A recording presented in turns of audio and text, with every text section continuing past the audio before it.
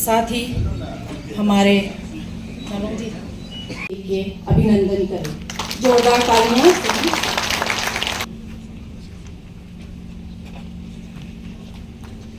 इस सेमिनार में आने का हम अभिनंदन करते हैं, जोरदार तालियों से सबका अभिनंदन करें। हमारे ऑनरेबल स्पीकर सर जयसम पोंटे जी,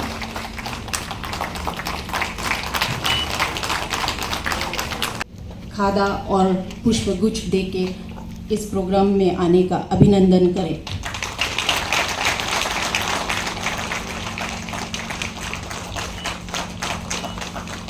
एक ट्रेडिशनल कोट पहनाते हुए और ये एक खादा अरुणाचल के रीति रिवाज के हिसाब से सम्मान और अभिनंदन, ये पुष्पगुच्छ हमारे अरुणाचल के एक ट्रेडिशनल कोट,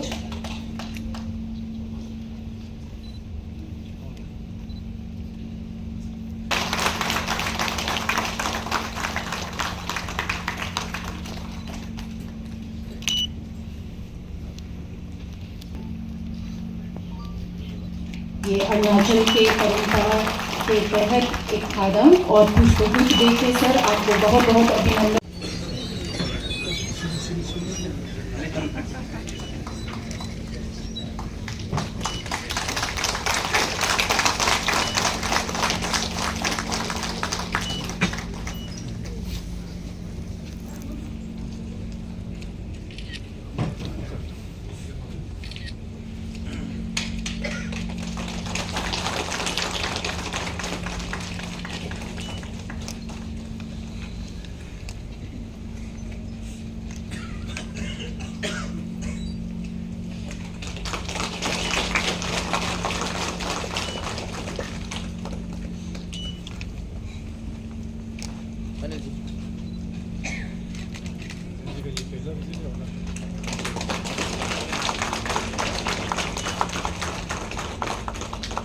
धन्यवाद Jyoti Singh ji.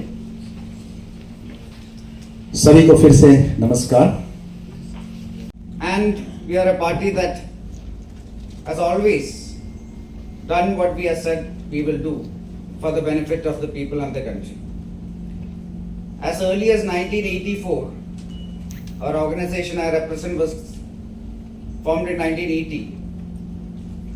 In the first manifesto of our party itself, we had said that at some point of time we will abrogate Article 370. And many years later it is done now. As early as 1984 itself, the Bharatiya Janata Party has said that the party supports, the organization supports all the elections held together.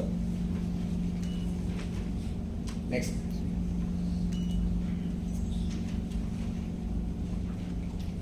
I am first giving a historic context of the election cycle so far. From 1951, the first 4 elections that happened in this country, all the elections across India were held together in 51, 56, 62, 67. The first 4 elections, the national elections and all the state elections in India were held together. In 1967, Mrs. Indira Gandhi became the Prime Minister for the first time. And then in the next 2-3 years, a lot of non-Congress government, at that point of time the Congress was the #1 party in India, the governing party in India. And in a matter of 2-3 years, a lot of non-Congress governments were undemocratically dismissed by Mrs. Gandhi. Then in 1971, there was a war in East Pakistan, which resulted in the creation of Bangladesh. And after that, Mrs. Gandhi herself, in 1971, she called for an early election also. Then in 1975, there was an emergency that was declared in India. And after that, for a period of 2 years, from 1975 to 1977, every election in India was suspended. So in a matter of 10 years, what happened was, the elections that used to be held simultaneously in India for almost 20 years, the cycle got completely disrupted. However, in 1983 itself, the Election Commission of India, it once again had supported the idea of a simultaneous polls. And at that point of time, it was a Congress government led by Mrs. Indira Gandhi in center. So at that point of time itself, the Election Commission had supported this idea. Then in 1984, the Bharatiya Janata Party, it was a new party that was formed only in 1980. The Bharatiya Janata Party also supported the idea of one nation, one election. In 1999, there was a law commission which was headed by Justice B.P. Jeevan Reddy, who advocated for simultaneous elections. In 2015, there was a parliamentary standing committee report that favored one nation, one election. And in 2023, the union government led by Honorable Narendra Modi ji, he formed a high-level committee that was led by former President Ramnath Kovind ji to study the feasibility of this initiative. In 2019 and 2024, the One Nation, One Poll concept was a part of the Bharatiya Janata Party's manifesto. In March 2024, after 6 months of lot of सभी को happy loser और आज का महिला दिवस में आप सभी को बधाई हो। अभी जैसे हमारा कन्वीनर ने कहा one nation one election, high level committee led by former president Ramnath Kovind ji to assess the feasibility, तो ऑलरेडी वो रिकमेंड कर चुका है, लेकिन ये हमारा लोएस्ट लेवल तक जाकर डिस्कशन में आना है। तो इसका साइमल्टेनियस इलेक्शन होने से क्या फायदा है? पॉलिटिकल स्टेबिलिटी, कॉस्ट रिडक्शन, काफ़ी इश्यूज है जो लॉन्ग टर्म में हमारा नेशन को फायदा हो। और इसमें रिकमेंडेशन में आप सभी को तो कागज दिया हुआ है, आप देख रहा होगा। साइमल्टेनियस इलेक्शन फर्स्ट से हमारा state assembly with Lok Sabha, then local body, चाहे वो पंचायत हो या म्यूनिसिपैलिटी हो। तो मैं तो ये कहना चाहूँगा कि we are very lucky state Arunachal Pradesh. हमारा काफी दिन से हमारा साइमल्टेनियस इलेक्शन हो रहा है, असेंबली और लोकसभा एक ही साथ हो रहा है। और अभी कुछ दिन बाद, कुछ महीना बाद हमारा ग्राम पंचायत का, जेडपीएम का, म्यूनिसिपैलिटी का इलेक्शन होगा, जो हम 2024 में मैनिफेस्टो जो दिया था, काफी प्रोमिसेस जो हम कर आया। जैसे हमारा अपना कॉन्स्टिट्यूंसी में मैं 6 लेजिस्लेटिव असेंबली में एमएलए था, 7 में भी एमएलए था, लेकिन इस बार मैं बन नहीं पाया क्योंकि काफी तकलीफ है इलेक्शन जीतना, काफी प्रॉमिस करना पड़ता है। तो दारांग साहब यहाँ होगा एनपीपी का, हमसे ज्यादा वो प्रॉमिस किया होगा, वो एमएलए बन गया। मतलब ऐसे इश्यूज है कि आप बोल ही नहीं सकता है, आप कैंडिडेट होने से फेस करेगा। और इलेक्शन डिक्लेयर हो गया, मॉडल कोड ऑफ कंडक्ट आ जाएगा। अभी मान के चलिए हम 2024 में इलेक्शन फेस किया, मॉडल कोड ऑफ कंडक्ट आया, अभी एंड ऑफ 2025 नवंबर या दिसंबर में फिर पंचायती राज होगा, उसमें भी मॉडल कोड ऑफ कंडक्ट आएगा, डेवलपमेंट एक्टिविटीज पूरा रोक जाएगा। तो आपका 5 साल में आपको सिर्फ काम करने का, मान के चलिए model code of conduct -1 year, और चुनाव का सामने 5 साल आने का पहले आप 4 साल से ही नेक्स्ट चुनाव के लिए तैयार करना पड़ेगा। और ऐसा ना हो कोविड-19 में तो कोविड आ गया, 2 साल बर्बाद हो गया, ऑनरेबल एमएलए को काम करने का मौका ही नहीं मिला। और अभी जिस स्थिति से है, अगर हमारा साइमल्टेनियस इलेक्शन नहीं होने से, असेंबली इलेक्शन अलग से, लोकसभा इलेक्शन अलग से, लोकल बॉडीज इलेक्शन अलग से होने से, तो हमको ऑनरेबल एमएलए को हार्डली 3 साल ही काम करने मिलेगा। तो ये सब इश्यूज को लेकर अतुल बिहारी वाजपेयी जी ने 84 में एक प्रपोजल मूव किया था। उसके बाद 2019 एंड 2024 में honourable prime minister Narendra Modi ji ने फॉर बेटर गवर्नमेंट के लिए वन नेशन वन इलेक्शन को पुश किया। तो मैं यही कहना चाहूँगा कि बहुत लकी है आज जीके कन्वेंशन हॉल में यहाँ में ऑनरेबल्स एमएलए है और पार्टी को लेकर इलेक्टेड रिप्रेजेंटेटिव है, ग्रासरूट लेवल का है, म्यूनसिपैलिटी का है, डिस्ट्रिक्ट प्रेसिडेंट है, डिस्ट्रिक्ट इंचार्ज है। गैप इधर उधर हुआ क्योंकि असेंबली डिजर्व करता है 6 महीने का पहले, तो 6 महीने का गैप हो गया। फिर 2014 में फिर दोबारा असेंबली डिजॉल्व हुआ, फिर हम पार्लियामेंट का साथ चला गया एक साथ।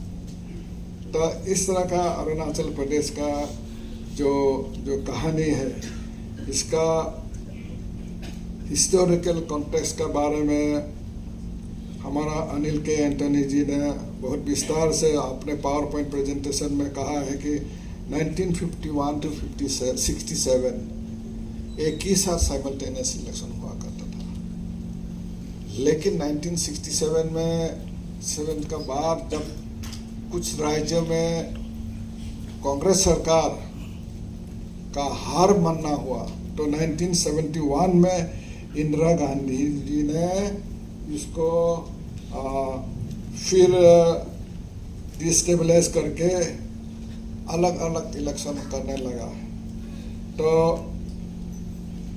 कॉस्ट इफेक्टिव का बारे में, इसका बारे में सभी ने कहा है। तो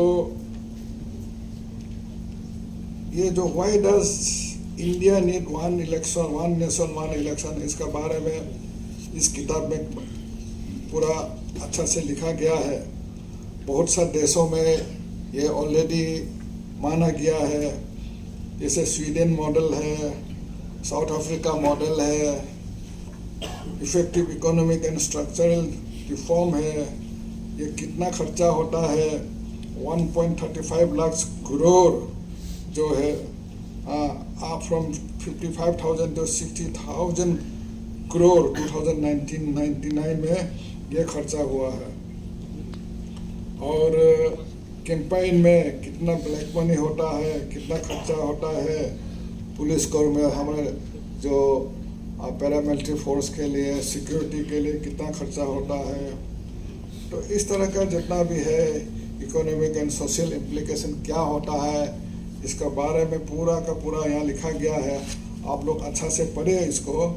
और यहाँ में ये जो हाई पावर कमेटी सभी को डेमोक्रेटिकली कंसल्ट करके किया गया है। वो कंसल्टेशन में 83% ऑनलाइन फीडबैक एग्रीमेंट लिया है, 50% political parties consulted and agreed, 100% former Supreme Court judges consulted and agreed, 100%.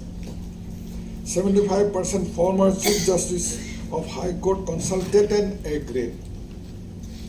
100% former Chief Election Commissioners consulted and agreed.